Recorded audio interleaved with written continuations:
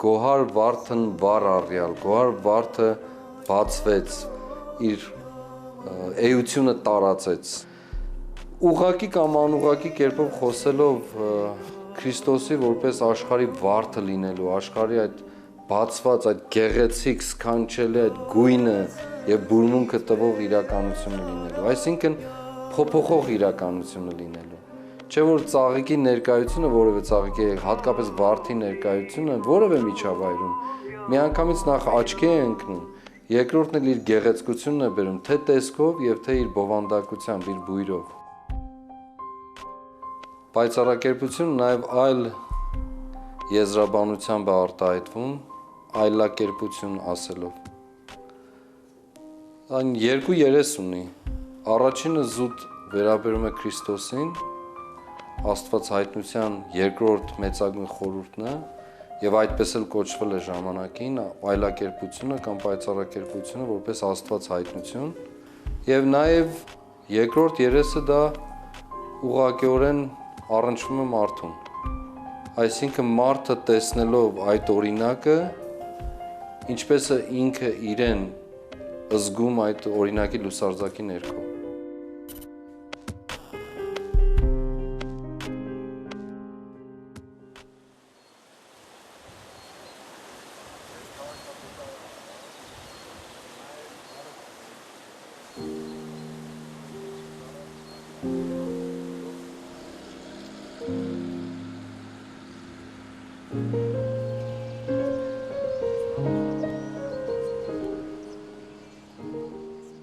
Մոտավորապես 20-ականներին Տավուշում դադարեց եկեղեցու գործունեությունը եւ այստեղ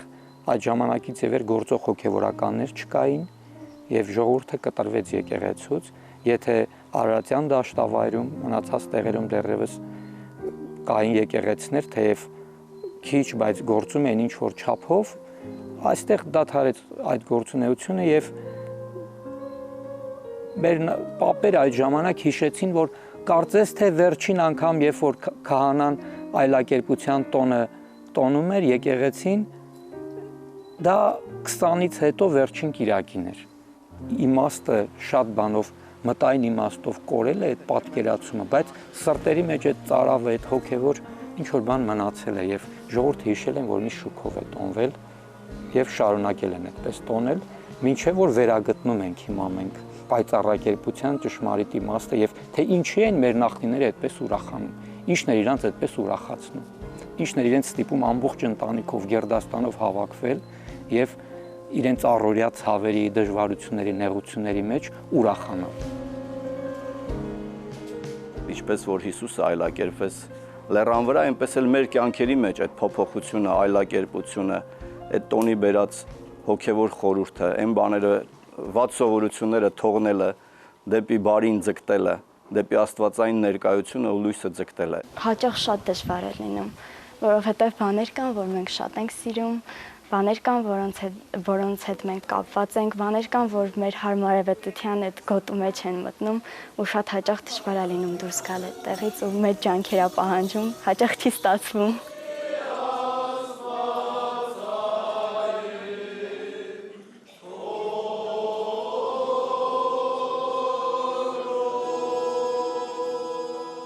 Երբ որ ես փոքր էի, ինձ համար այդ տոնը ուրախանալու առիթ էր, ջրվելու, բնության գրկում հարազատներով հավաքվելու, բայց երբ որ ճանաչեցինք աստվածային ճշմարտությունը ավետարանի միջոցով, Քրիստոսի այլակերպության, պայծառակերպության այդ իրադարձությունը, հասկացանք, որ անձամբ մեզ համար նշանակություն եւ մեզ է վերաբերում եւ Քրիստոսին ճանաչելը, հաղորդակցությունը աստվածային ճշմարտությունների հետ իրոք մեր կյանք այլակերպել է։ Մեկը իմ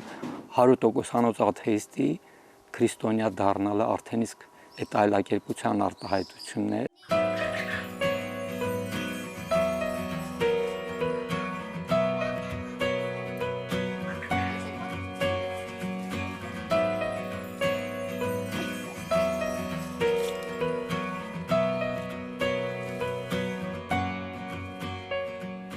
Մենք այլակերպության տոնի մասին հիշում ենք տարին մեկ անգամ, բայց այլակերպության խորհուրդը ինքը անընդհատ process է, գործընթաց է, որ մեր մեջ կատարվում է։ Մենք ուզենք չուզենք այլակերպվում ենք դեպի լավը կամ դեպի վատը։ Այլակերպության խորհուրդ ավետարանական դա նմանությունն է Հիսուսի, որ մենք կորցրեցինք դրախտում, այսինքն նմանությունը, սրբությունը գտնելու ճանապարհ է։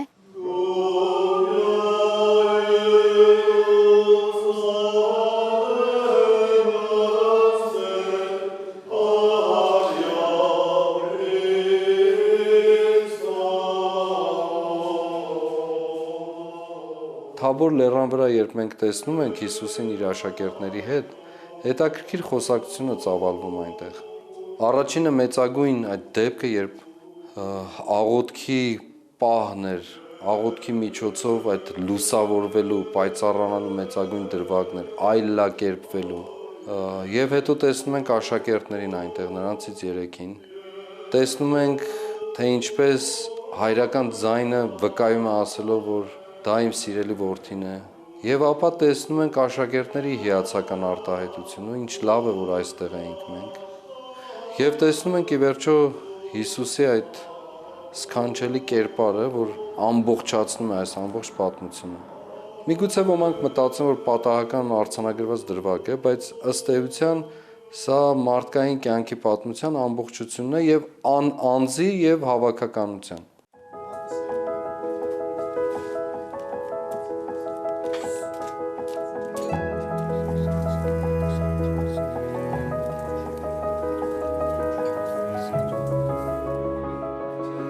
Պատարագից հետո երբ հավաքվում ենք ասենց հայրական օջախում,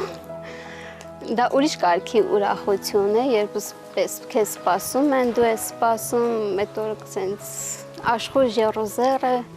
երեխաները վազվզում, խանգարում, այսպես լիցքաթափման օր է։ Լացրեք ընկերներ, բաժակներալի, թող հայոց գինին, մեզանուշինի, լացրեք ընկերներ, բաժակներալի։ Վարդավառը կամ մեր տեղական լեզվով ասած վարդիվերը նոր տարվա համարժեք եւ դեռ ավելի նշանակություն ունի։ Երբ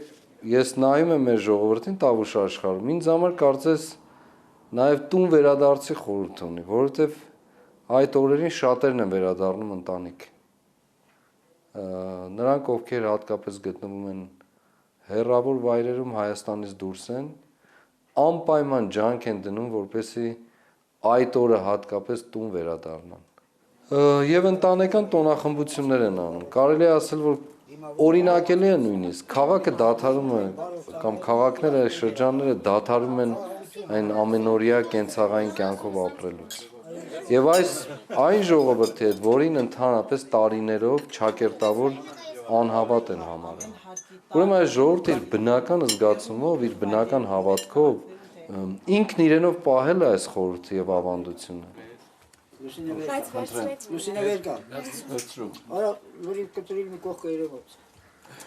Ամեքը միադեք ալեք։ Պետք է հանեն կատնաղունցը, փոխանց։ Ես տատիկիս պատմածներից կարող եմ հիշել, որ Շամշադինում Վարդևորի ծաղիկ են կոչում, տենց ծաղիկ կա, հավաքել են խաչի նման, այդ ծաղիկները կապել են ու գցել են մարդկանց պատուհաններից, դռներից ներս հենց այդ օրը։ Եվ այսպիսի սովորություն էլ կա, աղջիկները ծաղիկ են թաքցրել ինչ-որ միտեղ ու տղաները պետք է գնային ու գտնեին իրենց ուզած աղջկա թաքցրած ծաղիկը։ Եվ նաև հետաքրքիր ուտեստներ են պատրաստում, այստեղ նազուկ են ասում, Շամշադինում սալի կամ փսալի, այդ հատուկ քաղցրավենիքն են թխում Վարդավառի տոնի, շատ համով է։ Արսեն եկեք։ Մամա ջան։ Ասենա բարատի։